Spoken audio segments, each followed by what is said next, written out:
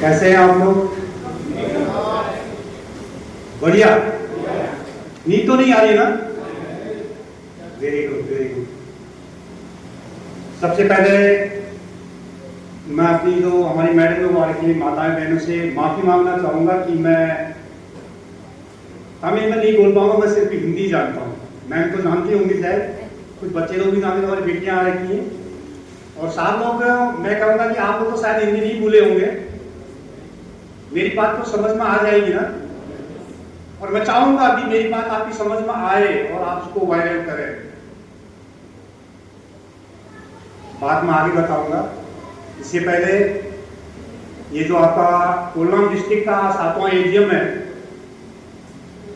ये एजीएम के कार्यकर्ता जो भी हमारे पदाधिकारी हैं, डिस्ट्रिक्ट एजीएम जो आपने ऑर्गेनाइज किया, आप लोगों ने सहयोग दिया और मुझे आने का अवसर प्रदान किया, उस सब के लिए आप लोगों का धन्यवाद। और जो हमारे माताएं बहनें आ रखी हैं, आप लोगों का बहुत बहुत धन्यवाद।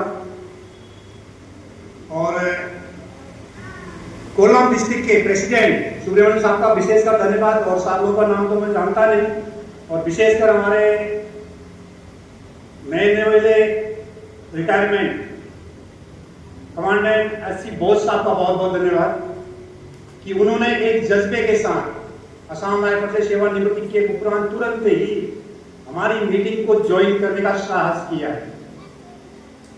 उनका बहुत बहुत धन्यवाद करना चाहूंगा मैं। और धन्यवाद करना चाहूंगा सूबेदार बीटी नायक साहब का, जिनके वजह से आज हम सब लोग एक मंच पे खड़े हैं, एक छाता के नीचे, छतरी के नीचे आए हैं। मेरी बातें समझ आ रही है सब लोग? हिंदी? Thank you. अगर ये मंच नहीं बना होता तो हम लोग एक दूसरे को नहीं मिले होते। सेवा काल में हम लोगों ने एक साथ दिन काटे हैं अपने, और कैसे काटे हैं ये आप लोगों को पता है। और घर आके हम सब अपने अपने घर के ब्रिगेडियर हैं, ये भी हम लोगों को पता है। अगर सूबेदार तुलसी नायक साहब आर्यवा का गठन नहीं किए होते तो हम आपस में नहीं मिले होते। तो इसके लिए मैं देश भर के असम राइफल पूर्व सैनिकों की तरफ से धन्यवाद अदा करना चाहूंगा सूबेदार बीटी नायक साहब का, और इसी उपलक्ष्य में एक जोरदार तालियां हो जाए।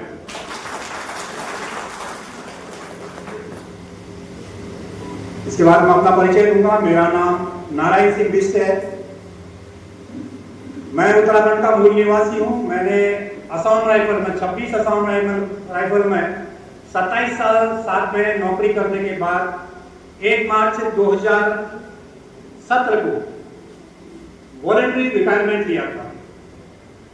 रिटायरमेंट के तुरंत बाद मुझे हालांकि मालूम था कि एक संगठन ऐसा खड़ा होने जा रहा है जिसका नेतृत्व हमारे पैटर्न इन चीफ जनरल तानिक साहब और हमारे अध्यक्ष स्वर्गीय LS यादव साहब, और जिसका पूरा कार्यभार संभाले हुए हमारे बीटी नायक साहब हैं।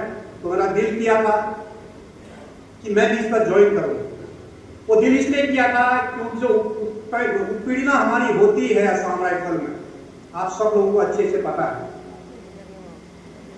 असम राइफल एक ऐसी फोर्स है दुनिया में जो अपने आप में मिसाल है, जिसका कोई जवाब नहीं है। दुनिया में कोई ऐसी फोर्स नहीं है इसके बराबर जो 2 मंत्रालयों के अंदर काम करती है।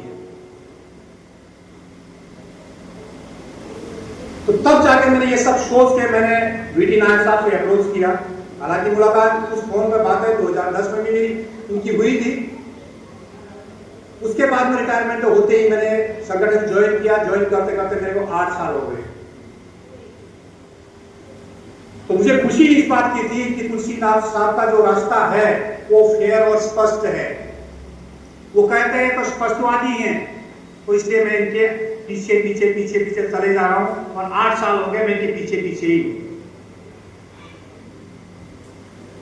तो साहब लोगों मेरा आपसे अनुरोध है कि आप लोग ने जो कुर्सी, जो दायित्व मुझे दिया है नेशनल सेक्रेटरी का, तो मेरा कोई लिखाई पढ़ा करने का काम नहीं है, मेरा कोर्ट का काम नहीं है। मेरा काम सिर्फ है तो संगठन को संभालना, अपने आदमी को ढूंढना।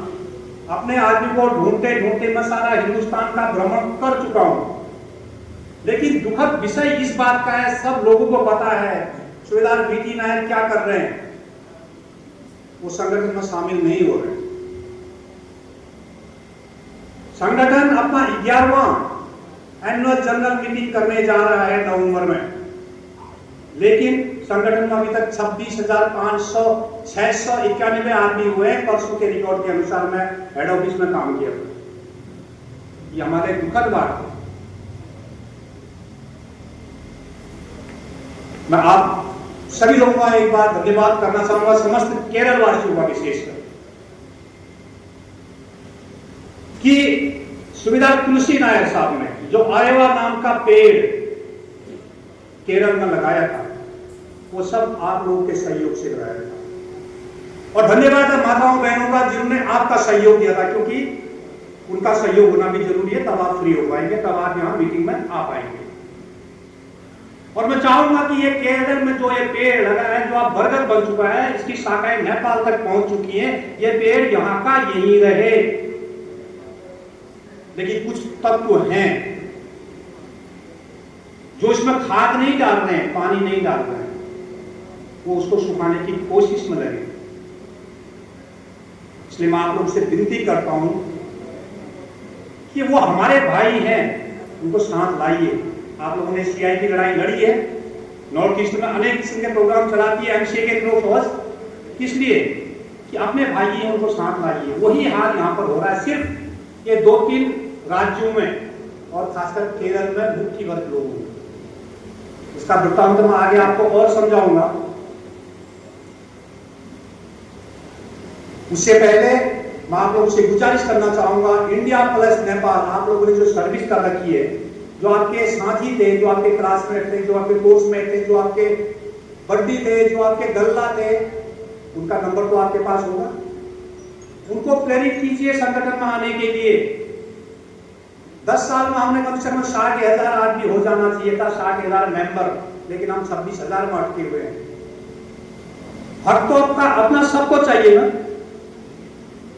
ईसीएस तो सबसे पहले बना दिया होगा, महीना मारने से पहले तो अपना सीएसजी कार्ड ढूंढ रहे होंगे, मैडम का पर्स और एटीएम ढूंढ ले रहे होंगे, मैं तो दारू लानी है।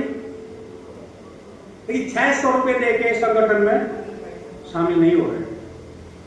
मुझे बहुत दुख लगता है इस बात का। अपने हक के लिए जब हम आगे नहीं आएंगे तो हमने देश सेवा क्या करी होगी, किस उद्देश्य से करी होगी। जब हम अपना लेना नहीं जान रहे हैं, अपने लिए समय नहीं निकाल पा रहे हैं।